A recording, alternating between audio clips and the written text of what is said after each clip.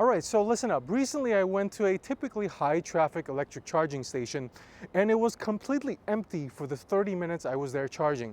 And then I realized that, hey, this EV hype is really dying down and hybrid cars are becoming more and more popular as people start seeing the light that when you combine gas and electric, you get the benefit of both worlds. Enter in the BMW X5 50E. Now, BMW already makes a gas-powered only version, which is fantastic, but what about this plug-in hybrid, this 50E, and is it worth the extra money over the gas-powered base car? Maybe. Let me explain. All right, before getting started, thank you to Porsche of downtown LA for giving me access to this X5. If you're interested in anything in their inventory, I've left a link in the description below. So let's kick it off with a hot topic, and that's pricing. So the X5 50E has a starting base price of $73,800, which is a $7,500 premium over the base rear-wheel drive model and a $5,200 premium over the XDrive model. So what do you get for all that extra money? Well, air suspension standard, that's $1,000. XDrive is also standard, that's $2,300. You get 100 extra horsepower and you get to drive the plug-in hybrid 40 miles without using a sip of fuel. So now let's look at a scenario to kind of argue against either car. So let's assume you drive 30 to 35 miles a day round trip for your daily commute. You can cover that in an electric only mode in the plug-in hybrid. Now let's look at the gas-powered version. So knowing that it has a 21.9 gallon fuel tank and the cost of a gallon of gas in LA is $5, multiply that out, that's $110 for a full tank of gas. And let's further assume that that lasts you about 2 weeks. So you multiply all of that out, that equates to roughly $3,000 in fuel costs for the year. So let's revisit the equation, shall we? So gas-powered version versus hybrid. Hybrid is a $7,500 premium.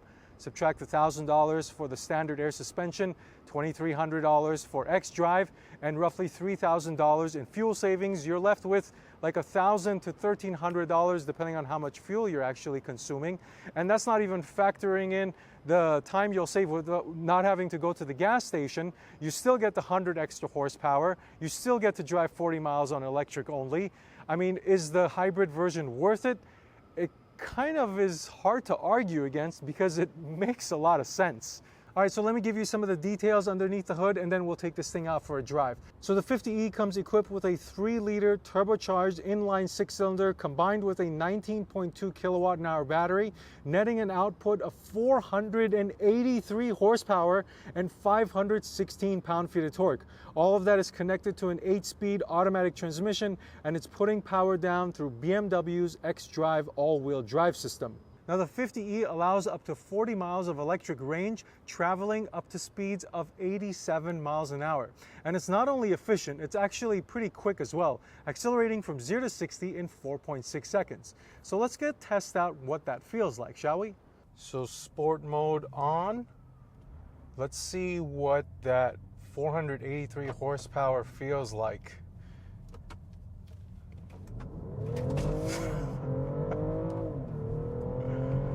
All right, unexpected and surprising, that's for sure. Let's use the paddle shifters to downshift into second, and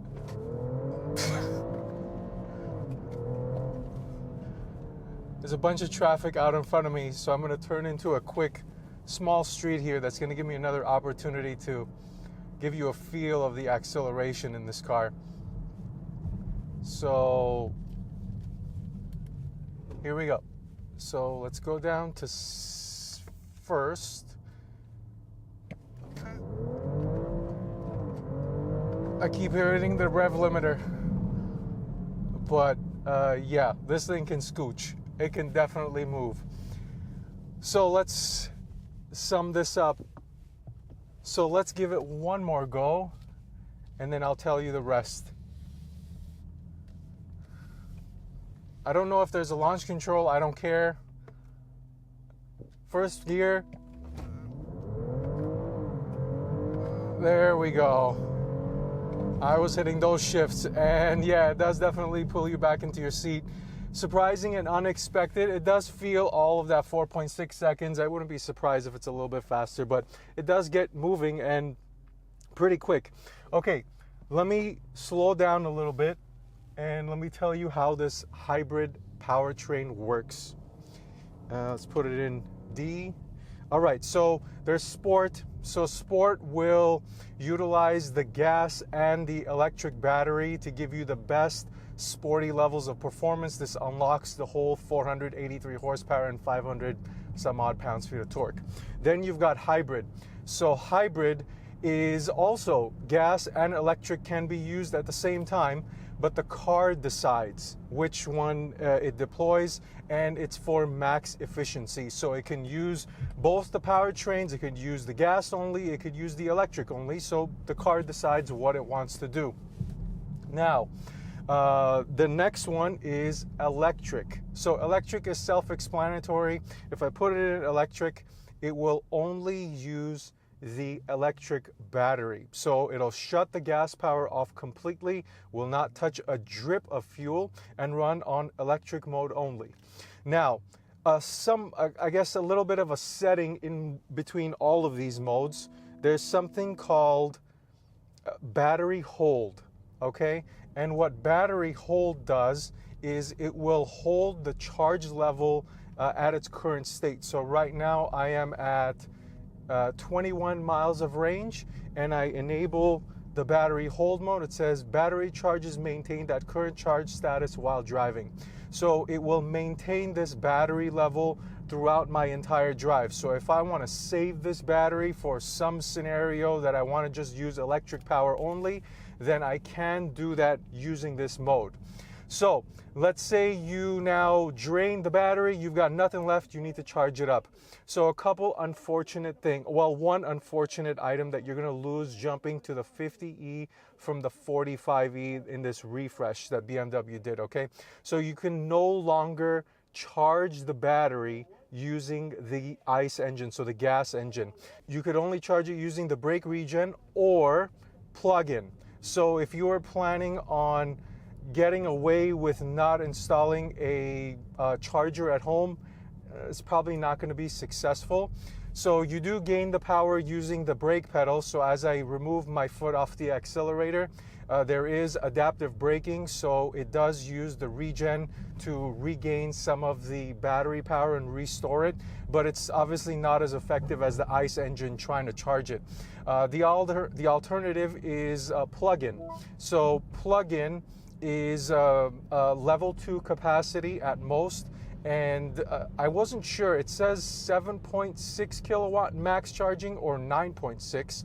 When I plugged it into a charging station, it went up to 6 kilowatts of power, and the max was showing 7. So it's unclear to me whether the max charging capability is 7 or 9.6, like it usually is for level 2 chargers. But nonetheless, when you go from 0 to 100, that takes about 4 hours to charge on a level 2 charger using 240 volt outlet. And when you charge this to 100%, you can drive it up to 48 miles of range, and that's 10 miles better than what BMW advertises at 38. Now let's get into the interior and cover some of the highlight items, starting out with the comfort. So this is a very comfortable chair to sit in. It's heated, it's cooled, it has several levels of adjustments. So side bolsters are adjustable, thigh extension is adjustable. So I can't imagine somebody sitting in here and not being able to get comfortable. So size-wise, I'm 5'11", I have plenty of headroom, I also have plenty of legroom. My seat is not in its lowest position or in its furthest back position, so I would imagine somebody much taller than I am is not going to have an issue fitting in the X5. Overall seat comfort score, this is a 8.3 out of 10. It's a very comfortable seat. All right, let me give you a quick glimpse of what the interior looks like very quickly before I jump into a little bit more detail, starting out with the technology. So right here in front of you is a 12.3 inch gauge cluster. It changes based off of what mode you're in. This is sport mode, this is hybrid, and this is electric. Now, this is also a customizable screen, so if I hit this menu button and go over to the content section, it allows me to show several different points of information, media, things about the car, navigation, whatever the case may be. There's also a really nice heads-up display, and I don't know if you're going to be able to see it, but there it is right there. There's a lot of information there, and that does also have the ability to be customized. So let's come over to the infotainment screen now. So this is the highlight. So these are two separate screens. There's a little bit of a break here. They're not connected. Oops, turn the windshield on, or the windshield wipers. This is a 14.3 inch screen, I believe. No, I'm sorry, 14.9 inch screen, and it's a wonderful screen. The graphics are crisp and clear. It's running BMW's latest 8.5 iDrive system, and it's easy to use for the most part once you get used to it. It is kind of menu heavy, so there's a bunch of options that you can scroll through, and there's the infotainment setup. There's even a vehicle apps that are entirely separate, and in and of itself, it's very menu driven and heavy to kind of look through. But once you get used to it, it's fantastic. You set it up for your quick shortcuts on the home screen, and you really don't have to fiddle around too much with it. Responsiveness, as you can see, is very, very good. But one other downside is the climate control system. So everything is integrated into the infotainment system. You can see down here, this is how you adjust the climate. It does have its own menu here that allows you to configure certain things. But some people prefer the climate controls to be tactile buttons, but it's all in the infotainment system here. The nice thing is it's always docked at the bottom of the screen, no matter what part of the infotainment system you're at. So you all have access to the climate control system. Now coming down on the rest of the dash, it's very minimalistic, very few buttons, some button knobs here to move the vents. There's the radio volume knob, which is nice to have physical, the hazard, and some of the defrosters. This light switch here is a part of the ambient lighting and is very cool when you look at it in the dark. Coming down here, wireless charging pad here, two cup holders, a USB type A, actually, I'm sorry, yeah, this is a USB type A charging outlet, and the transmission controller. And the nice thing is the infotainment system still has a knob. So not only is it touchscreen, but you can use this knob to control certain aspects of it. So that's always nice. Looking at the glove box here, plenty of storage space. There is a USB type A charging outlet there. So now let's hop into the back seats and see what's going on there. All right, now I'm in the back seat. Let's quickly take a look here. So sitting behind myself at 5'11", you can see I have several inches of leg room. Also, headroom is fantastic. My hair is not even close to touching the ceiling. Again, somebody much taller than I am is not going to have an issue sitting back here. Overall seat comfort is just as good as the front seat. With 3 adults can probably squeeze in here. 3 children are going to be just fine. I see 2 child anchors, so 2 children's seats will also fit back here. There is a armrest which doesn't have the greatest padding, but it's still soft, with 2 cup holders. As far as amenities go, this does have the climate comfort package, which gives you 4-zone climate control. So each section of the car does have the ability to adjust temperature to their desire. It does have heated seats as well. I see 2 USB Type-C chargers, a 12-volt outlet, and there's also an additional USB Type-C right here in front of me. So there's 4 USB Type-C outlets in the back seat. Thumbs up for BMW there. An additional cool item, it does have a full glass roof to peek out of as a backseat passenger. All right, now the cargo space. So how you open this thing, there's a button on the key. There's the kicking motion right here underneath the bumper, and there's a touchpad underneath the BMW logo. And once you open up this cargo area, so this is a 2-step type of opening. So there's this main cargo hatch, and then there's also this rear section here that's a little bit smaller. Both of them are electronic opening. So once you open it, you're greeted with 33 cubic feet of space. There is no spare, but a nice storage area for your charger and some other tools and whatnot. There is a hanger here and a 12-volt outlet right there, and another hanger right there. You also have the ability to fold down these rear seats, expanding the cargo space to 71 cubic feet, I believe it is, which is pretty high up there in this class, and plenty of storage space for you to go do whatever the heck you want. Go to Home Depot, home improvement store, put large things in the back seat here. No issues going on the weekend getaway or traveling on day-to-day. There's plenty of space here in the X5. As far as once you're done loading this thing up, you want to close it, there's a button here, and then there's also a button here. Now you can close these independently, but if you wanted to, just click this button right here, and that will close both the top and bottom portions of the trunk, and you're done.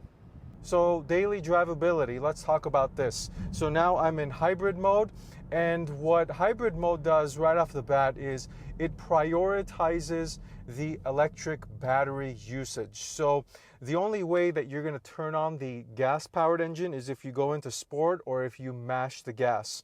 So it will prioritize, you will be in electric only mode, but even if you're in hybrid power, most of the time I found it very rare, unless I'm accelerating instantly and at a rapid pace, or if I'm already going at a rapid speed and I mash the gas, then the gas powered motor will turn on. But nonetheless, the benefit of having the car running in electric only mode, it's super quiet. Daily drivability is fantastic in this thing. Wind noise and outside noise is basically non-existent. The powertrain, so the electric batteries, generate very, very little noise. This is much less than what you would get in a true EV car. Because the batteries are so small, it's not generating a lot of noise. It's very quiet in this X550E. Now, the suspension settings, this does have air suspension and adaptive shocks.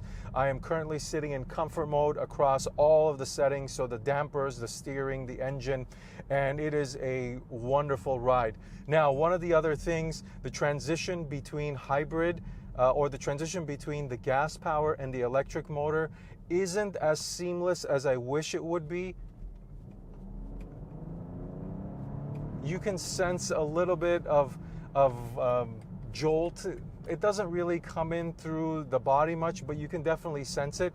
It's not drastic, it's not going to annoy you, but it is there.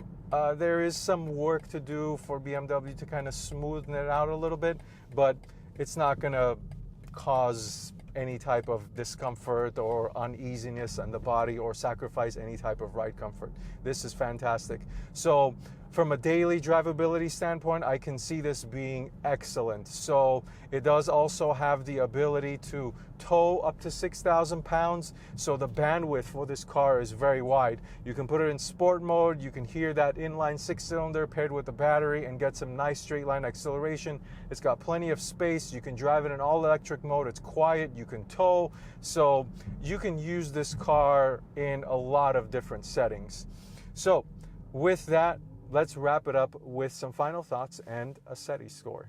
All right, so let's wrap this thing up by giving the 50E a SETI score, where I rank each car I review across 5 different categories, give an overall average at the end, 0 being the lowest score, 10 being the highest score. So let's start out with styling. 8.3, I really like this generation of the X5 styling. Performance, 7.0. This is fast in a straight line, quick in a straight line, but let's be real, this is not a real performance car. Comfort, 8.5. So air shocks, adaptive dampers, comfortable seat equals thumbs up in the comfort department. Technology, 8.1. iDrive 8.5 is good, but it still has some room for improvement. Price, 7.5. So at $73,000 plus options, it is rather expensive. This one is optioned out to, I believe, $86,000. The Mercedes variant, the GLE, is slightly cheaper. The Range Rover and Porsche products are slightly more expensive, so this slots right in the middle with the Volvo XC90, hence a 7.5 middle of the road score for an overall average of 7.88. So that's all I've got. If you've got any questions about the X550E plug-in hybrid, please send me a message down below or a message on Instagram at DriveSteady. If you happen to be interested in some of my other reviews, here's some links for you to watch. Again, another thank you to Porsche of downtown LA. Don't forget to like and subscribe. Otherwise, thank you for watching this video. Until next time, drive steady.